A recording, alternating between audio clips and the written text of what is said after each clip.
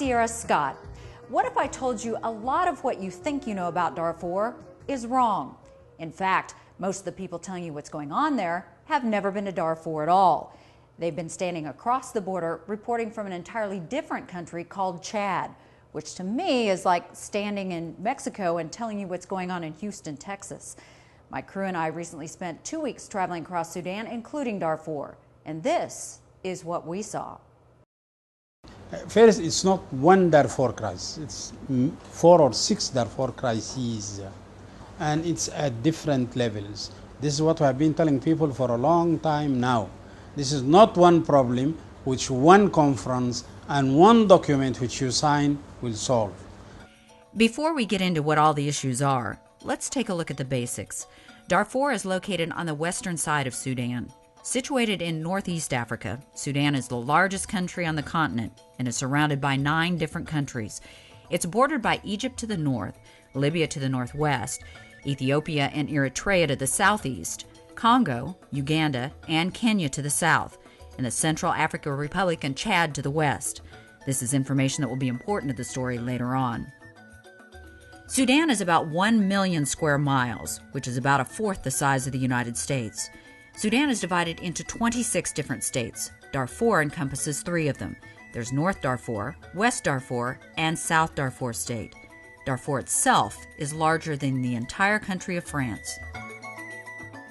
The Sudanese don't share a fascination with statistics, numbers, and facts, so sometimes it was hard to get them to answer questions that involve percentages and numerical comparisons. So I'll do my best to give you the information I could confirm and tell you what I witnessed to fill in the rest.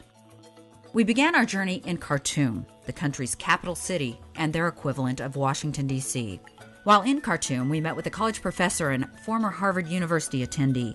Dr. El-Tieb is the leading expert on Darfurian issues and has written numerous books, including this one called Cultural Liberty in a Diverse Sudan.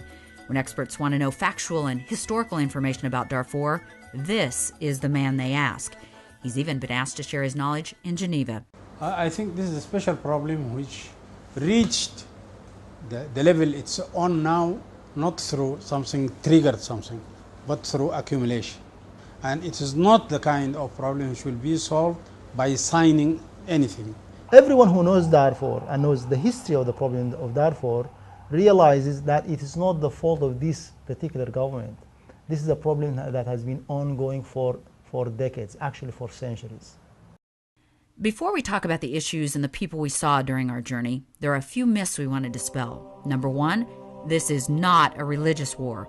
Depending on whose statistics you rely upon, only between 5 and 15% of the entire population in Sudan is Christian, and the majority of Christians live in Khartoum, where they worship in churches like this one that have been here for centuries. The rest are scattered in the southern part of the country. There's just one place in all of Sudan. There are absolutely none. That there isn't a single Christian in Darfur at all. أصله ما في Christian in Darfur. On the contrary, this is one of the regions of Sudan where maybe the strongest Muslim affiliation is found.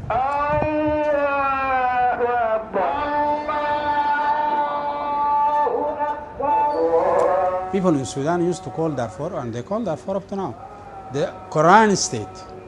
Because children in Darfur, the first thing they learn is the Quran. This is not a religious problem at all. It's Muslim killing Muslim, unfortunately.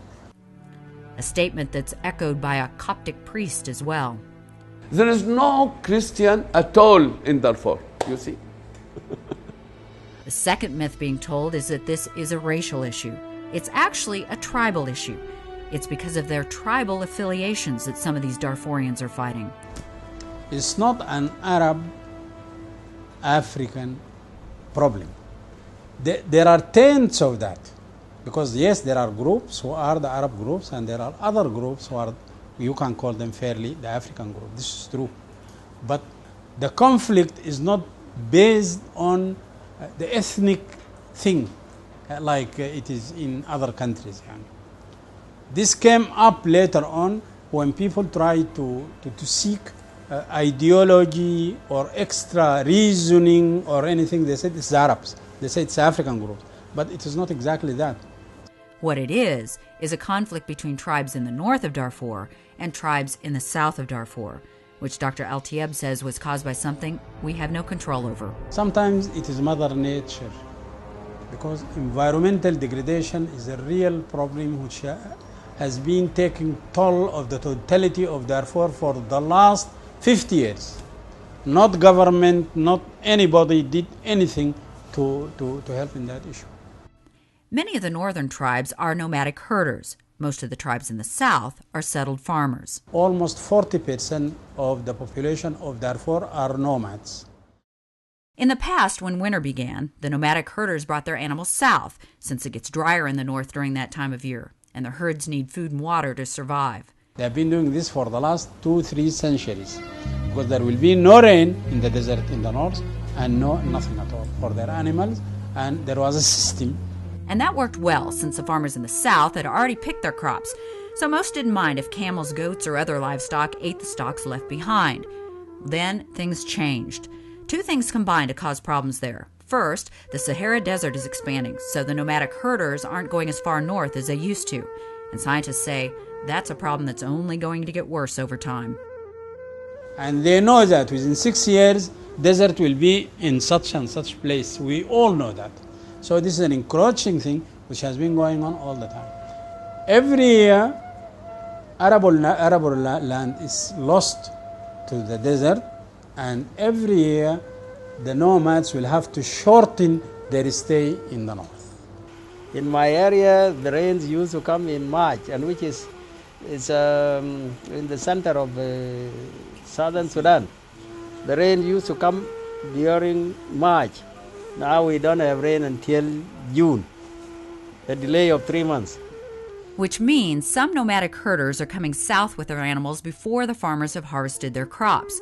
So the farmers are taking action to protect their land, while the nomads claim the land belongs to everyone, so their animals should be free to graze wherever they want. But because Mother Nature changed, and we did not change, we are doing the same thing the same way, conflict came. Ended up by small fights, then after some time bigger fights, and then it began to define itself into geographical zones, tribal zones, ideological zones. In order to prevent the nomads and farmers from fighting over land rights, the government has set up what it calls displacement camps all across Darfur. They're designed to give nomads a place to stay. Our trip to Darfur began in Al Fashir, the capital of northern Darfur state. The city is home to one of the largest displacement camps in the country. I would like to welcome the American delegation to the camp. There used to be 54,000 displaced people here in El Salam camp alone. Now there are about 38,000 here. The Al Salam camp has been opened 2004.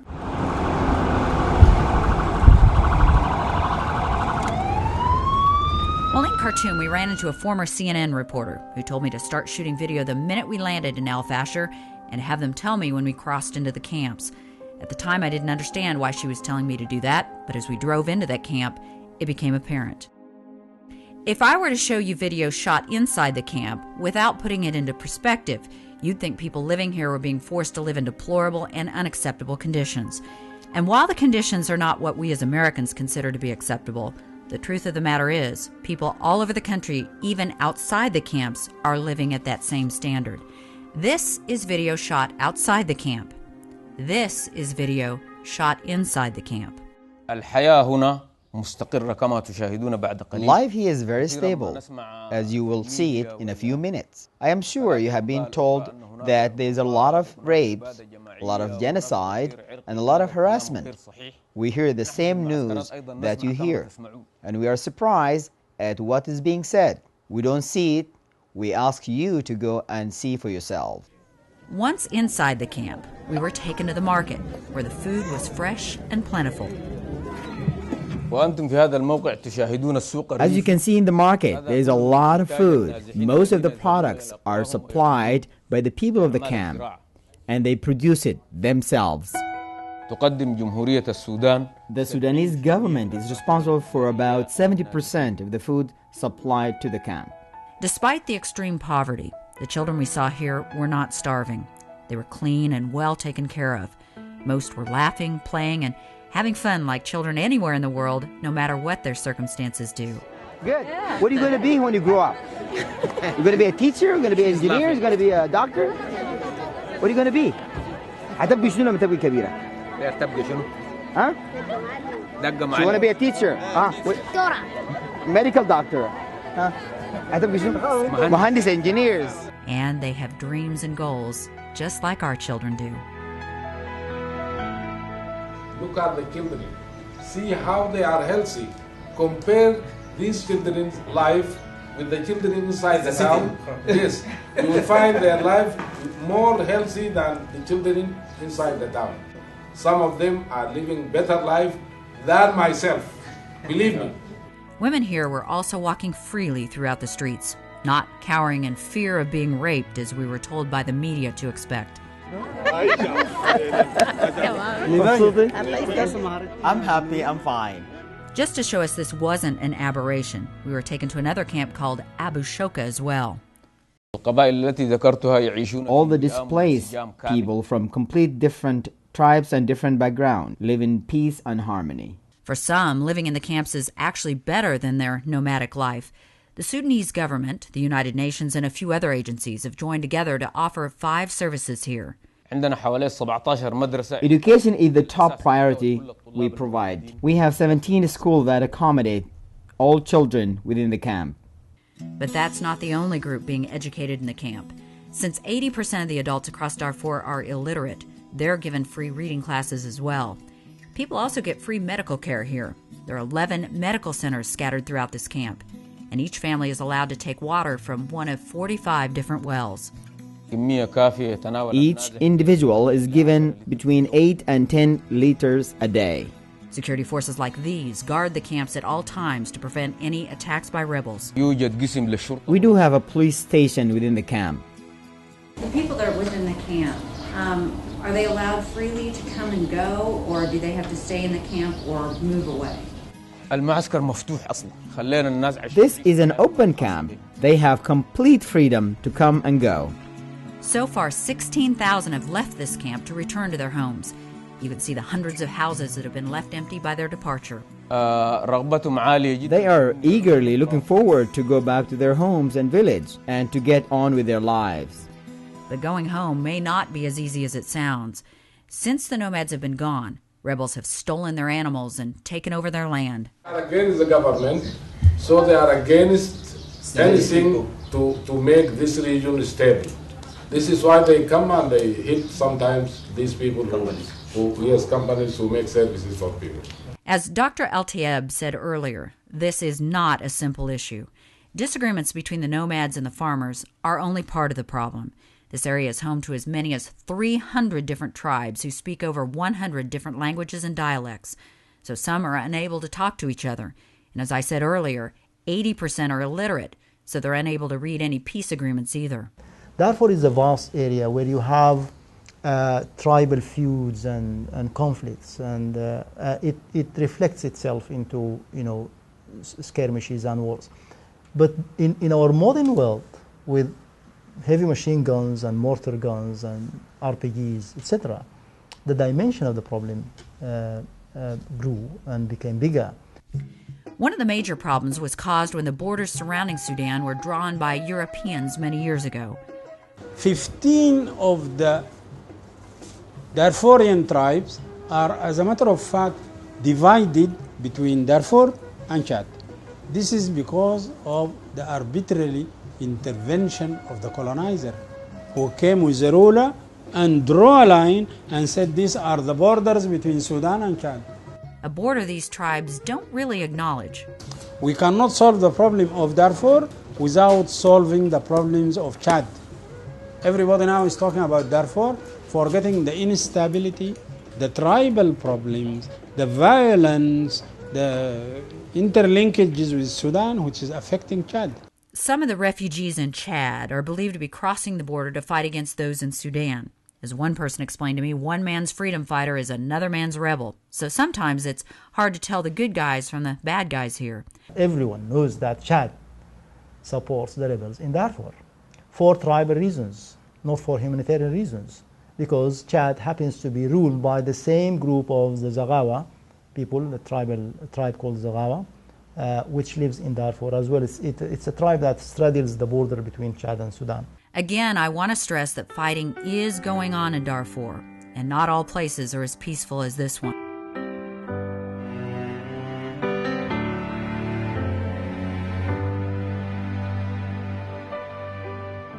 Can you tell me that there is no problem in America?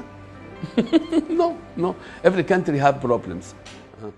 Not that it makes it right, but atrocities being committed in the Congo are much worse than what's happening in Darfur. So why is so much more attention being focused here?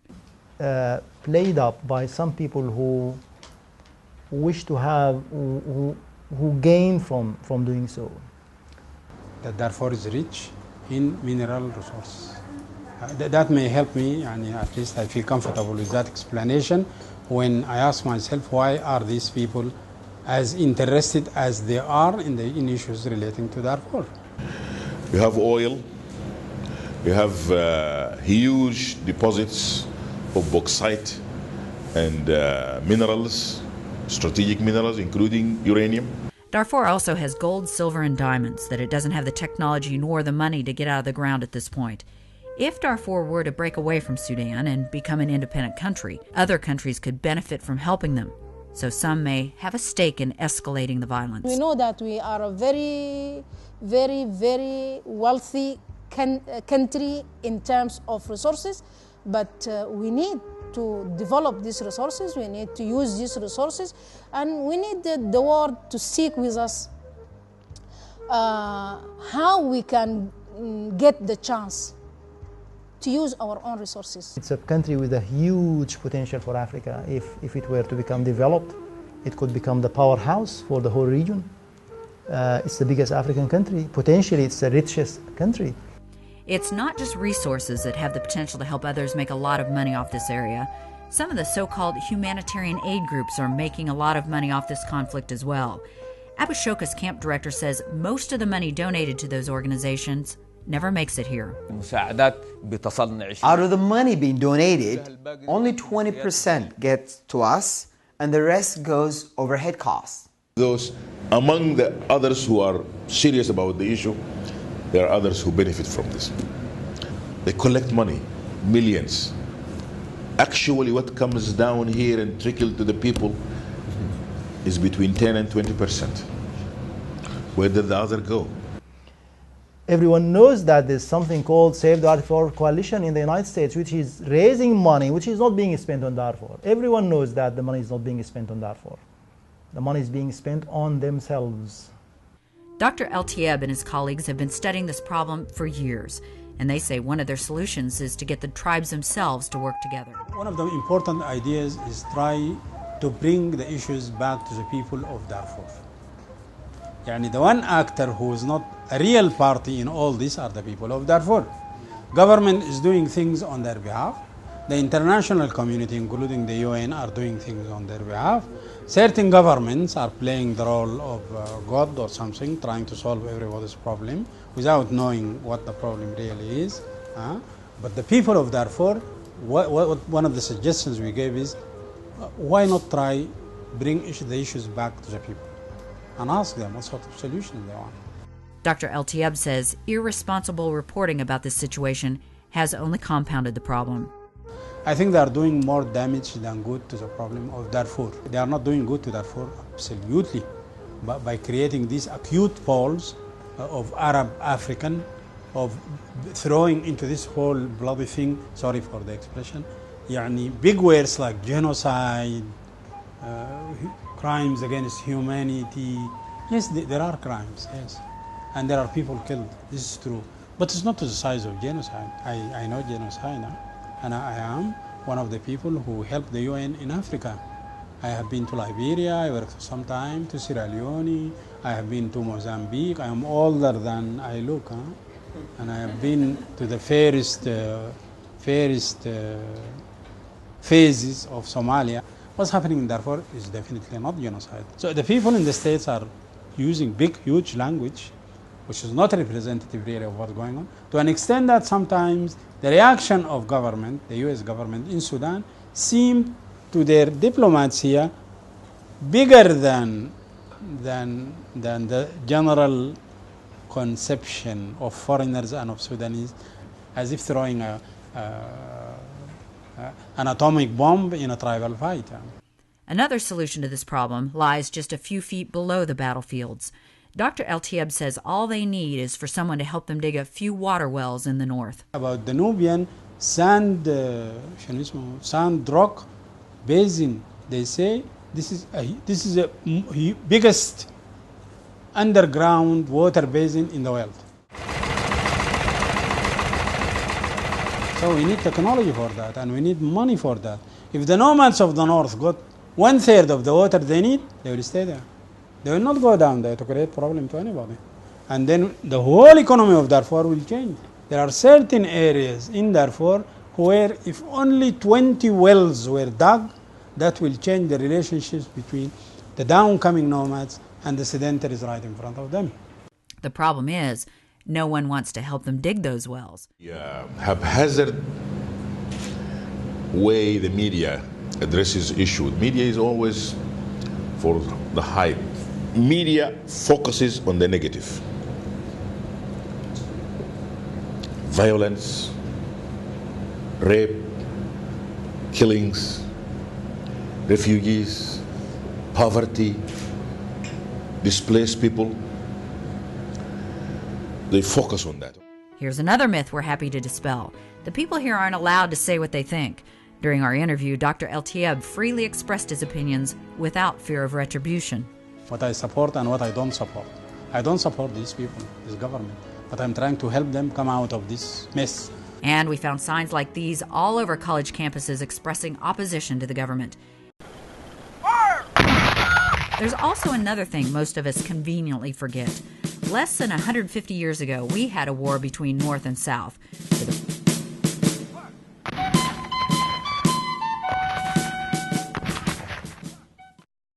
Well, Darfur isn't the only place where a campaign of misinformation and outright lies seem to reign. First of all, not all women in Sudan are being forced to wear the traditional dress called a sari. Many of them do not. Before leaving Sudan, I researched clothing requirements on the internet. All I could find were websites that warned me that I had to cover my head, wrists, and ankles, or risk being harassed or even jailed. But this is not the truth. The clothing, I know we see it as restrictive, but you don't. You're not being forced to wear it, where I think we thought that men were forcing you to dress in a certain way. This is a kind of believing, my way of dressing. This is a personal behavior. The way you are dressing, it is your own identity, your own way of wearing the clothes. Even in USA, some of you, they are wearing tiny skirts, some they are wearing wide trousers, some they are wearing a very long skirt and with the long sleeve. So it shows who are you. And by the way, anything by force, it will not last long. I have to say I was surprised to find many women wearing clothes that made them almost indistinguishable from American women. Here I am standing with a Sudanese ambassador. Looking at our clothes, it's hard to tell us apart. To prove our point further, we took random pictures of Sudanese women. Then we took pictures of women in Wichita, Kansas as well. Now we'll put you to the test. Which is which? If you said this was an American, you're wrong. Well, how about this one? It was taken in Sudan as well. Now this one was actually taken in Wichita. This was in Sudan again. Not what you expected, huh? Their dress is not only modest, it's also functional. Trust me, you want a scarf handy when the occasional dust storm breaks out. And believe it or not, after a few days, I began to prefer this style of dressing to the rock-style wannabes you find crowding the streets of America. And honestly, it wasn't that many years ago Americans dressed pretty much the same way. There's some other misconceptions surrounding Sudan I want to clear up. Another myth that's being bandied about is since a majority of the population is Muslim, women here aren't allowed to be educated and are forced to stay home and have babies. This is proof that that just isn't true. The first all-women's college was founded in Rufaa by Bob Cree Bedri back in 1907. Women in Sudan have the freedom to choose to be educated, and it's more important to them than ever before. Now, all colleges across Sudan accept women. In fact, the majority of students are female. 65% of the students are female, 35% are male. There's a huge competition between boys and girls in college here. Girls are always the top of the class. The top of the class are girls.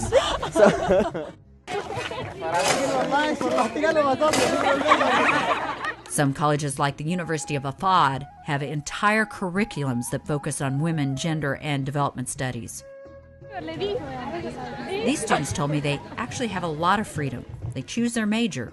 80% of agriculture college is made up of female students. We can choose our own major, and we choose agriculture because Sudan is an agriculture country. Getting a major in agriculture has an opportunity for a great future and a huge success. Our country is really progressing and moving forward. That's why we are looking forward to the future. These students say they get to decide who they want to spend the rest of their lives with as well. We get to choose who we marry and when we marry. It's not just students who are female, though. You will find the teacher or the lecturer in the university, they are half of them, they are women. There is equal chances for women. They can compete with men. Among these 7 departments, as it has been said, 5 of them are led or headed by women. So like watching TV. I told you we had to get an early start. No. We're told that women are not allowed to do things, women are not considered equal. How do you respond to that? What would you tell people in America? Oh, this is a question that I love to answer, because the image of us outside, it is not the truth that we are live. We are very active in our society. We have no any hinder.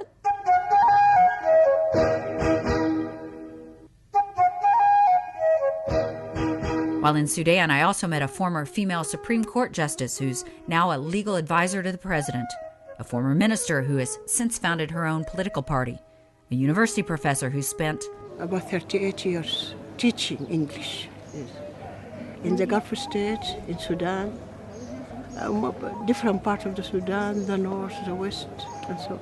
I have never felt any discrimination, especially regarding education. I also met a female ambassador.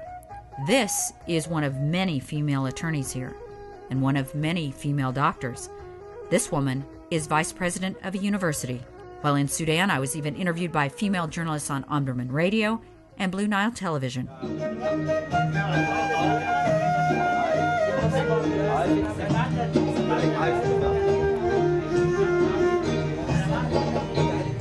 Assalamu alaikum. See, I'm learning. Many. We have federal ministers. We have state ministers. We have Wali advisors. And we have Wali before. Governor. Wali, it is the governor. We have governor before. And also we have many ambassadors. 7 female ambassadors to be exact. Nearly 25% of the parliament here is female, which is actually higher than the United States. 17% of our Congress are females. 90% of our Ministry of Finance, they are women. And they are leading the departments of the financial ministry. 90%.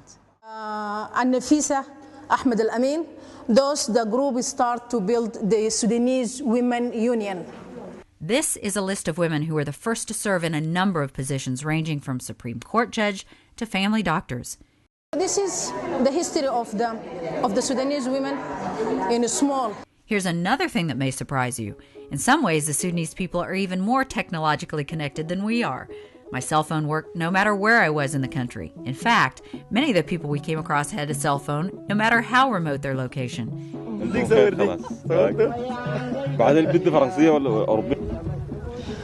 We have Africa's best communication. The network here is the best in Africa and in the Middle East. We started building it in 1993. And no matter how small the village we came across, we were surprised to find satellite dishes scattered everywhere.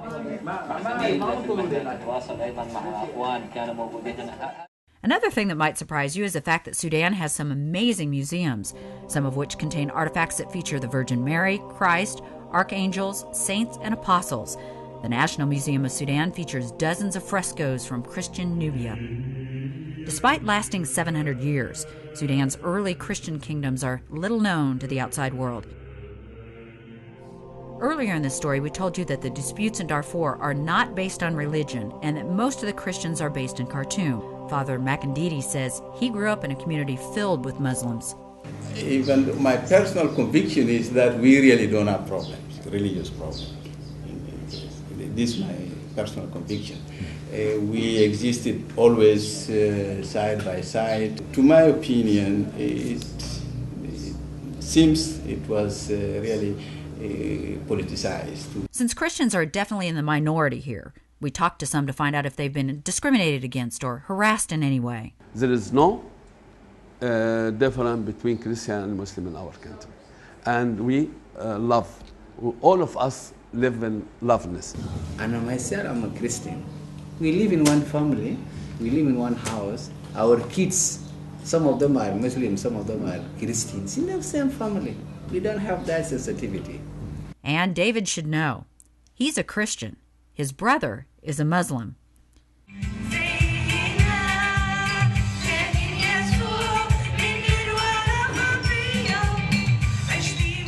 We even witnessed a Christmas pageant while we were here. Who would have imagined that?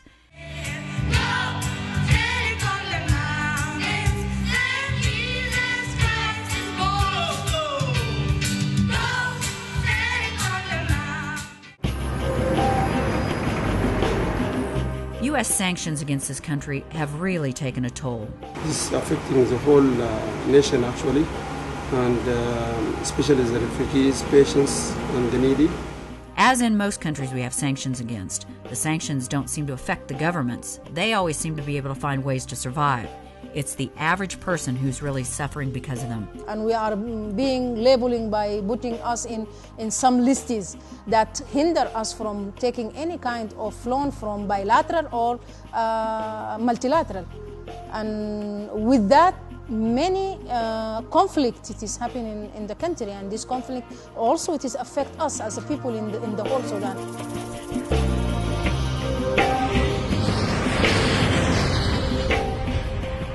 Because of U.S. sanctions, Sudan Air isn't able to get parts for its airplanes, so mechanics are cannibalizing parts from other planes to keep them flying. But that's not the only problem. They can't get the computers and software they need to provide electronic tickets either. The country can't use trains to transport things across the country either. Most of the train tracks across this country are silent. Of the 135 trains they used to have, 106 were American-made. Because they can't get parts for their trains either, only 16 are still running. But for aid from the north to go to the south, we had to have railway engines. And it so happened that the railway engines which we had previously in the Sudan since the 60s were American engines, okay? Then we needed the spare parts. They said, no, you are under sanctions. You can't have spare parts. But said these are spare parts for engines, for trains which are supposed to take your humanitarian aid. Sanctions have taken the biggest toll on the country's infrastructure. The suffering has been very high. No development has been taking place in most parts of the Sudan for years. But when we talk about transport facilitate development, facilitate integration and unity of the people. Although Sudan is more than 1 million square miles, there are only 37,000 miles of paved road inside it. That means there are huge areas that can only be reached by camel or donkey. It can take as many as 3 to 4 days to get from Khartoum to Darfur that way. Sanctions have also taken a toll on farmers. This area in Al Jazeera is fertile enough to feed most of Africa, but since they can't get tractors, they have to farm every acre by hand, which, as you can imagine, severely limits their production.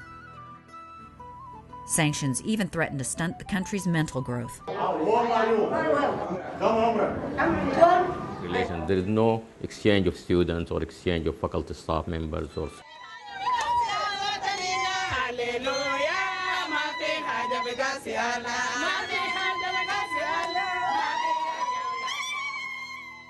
You know, for many years now, Sudan as a whole has been under the constraint of not, having access to the international community. It means that, in fact, our staff members have not had access to go out and study. That is, training is a major problem. And even those who are trained would ideally now want to retrain them, because we have been telling ourselves that we are now teaching the history of our subjects, because of this lack of access to the latest journals or going to other universities, more advanced universities, where you could go, say, for a month or 2 months and browse through the library, interact with others and so on, so that you know exactly where the cutting edge in one specialization is. In other words, without access to the most advanced technology and techniques, doctors, engineers, and even accountants can't reach their full potential here. You can only change the mentality of the people, you can change the psyche if you give them hope.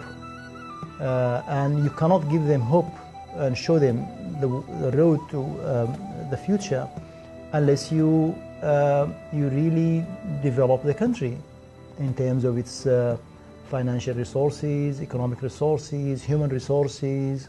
Despite strict sanctions that keep all American products and companies out of Sudan, there are at least 2 companies that have a strong presence here. You see Pepsi and Coca-Cola just about everywhere. I was told these companies have been given an exemption because Sudan has something they need, gum arabic that's used in a lot of soft drinks. The gum trees here are considered to be the best in the world.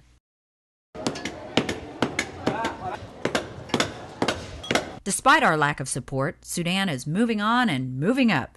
There's a huge building boom underway that's changing the face of this country by the minute. In Khartoum, there's construction just about everywhere you look. Sudan is among the 10 fastest growing economies in the world. Despite the war, despite the isolation, despite denying us development and even spare parts for our railway engines. So we've been doing that despite all the difficulties. This should tell you that you are dealing with determined people and people who have ideas. Sudan also manufactures its own cars. This is a Jihad, a car created by the Hyundai company that is assembled here at this plant outside of Khartoum. And here's another thing you probably didn't expect to see here, a world-class golf course. It's under construction right outside of Khartoum. These are plans they have for a future development project. This is a site where they've chosen to build it. As you can see, ground has already been broken. They hope to have it completed in 2010. There is one thing that makes a huge impact on everyone who visits this country. It's the warmth and hospitality of all the people who live here. The Sudanese are outgoing people. They are very positive and always look for the good side of things. That's for sure. Although many of these people have nothing, and I don't mean nothing in the American sense. They really have nothing here. They're willing to share what little they do have with you. Time and time again, perfect strangers offered to share their food, make us tea, and gave us jewelry right off their bodies. While shooting video in a Darfurian village in Al Jazeera, a woman ran out to invite us to her home. She thought we looked hot and tired and offered to make us tea and a snack, even though that was probably all she had to feed her family that day. At one point during my trip, I miscalculated and accidentally overpaid my bill by the equivalent of $50 American when I was buying something. The average Sudanese makes the equivalent of $100 a month, which means that employee could have kept that money and made a fortune that month. Yet, rather than keep it, the store employee sent someone chasing after me so she could give me my money back. Had she not done that, I never would have known it. Another woman I met only briefly along the way spent 2 hours putting henna on my hands and feet so I could attend a formal dinner in style. For all the time she spent, she asked nothing in return. But the situation that had the biggest impact on me was an 8-year-old girl who took the only valuable thing she had, a necklace most American children would throw away, and put it around my neck. That necklace is hanging on my bathroom mirror, and every day I see it, I think of her. And that's what gave me the inspiration I needed to write this story. I just want her to have the chance at a better life.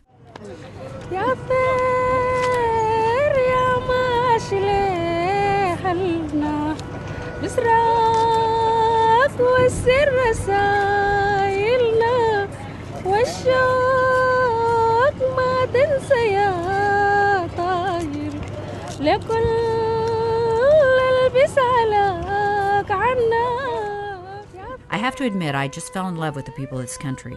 As I told you, no matter where I went or who I talked to, I was always welcomed with open arms.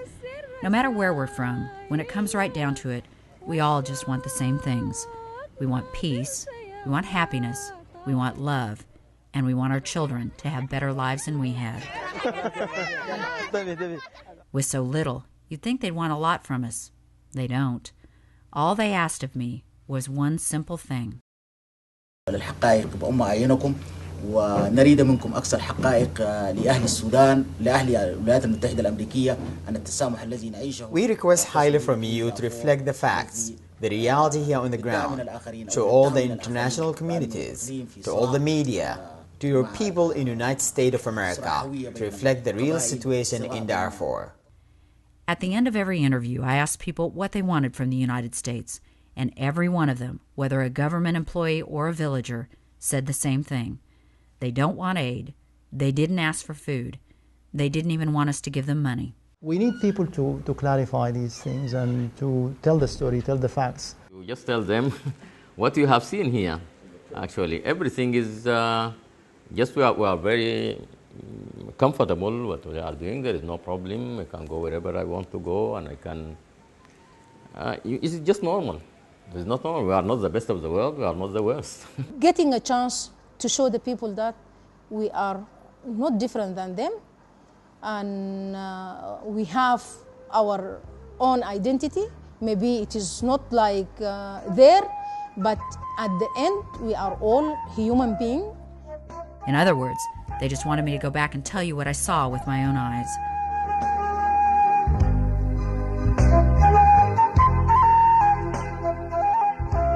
Well, I hope I fulfilled my promise, for this is what I saw.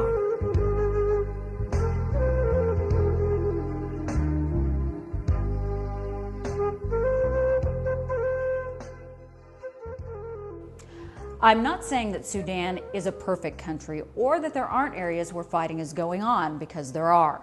What I am saying is that the majority of that country is full of generous, loving, kind, and peaceful people, so we should give them attention as well. Just to set the record straight, the government did not pay me to make this video. They did not prevent me from videotaping anything I wanted, nor did they look over our shoulders while we were shooting. Some people are going to say that I only saw what the government wanted me to see. Well, that's just not true. I was never told where I could drive, and I was never prevented from talking to anyone. I was given free rein to travel across the country as I pleased, and I was able to interview anyone I came across.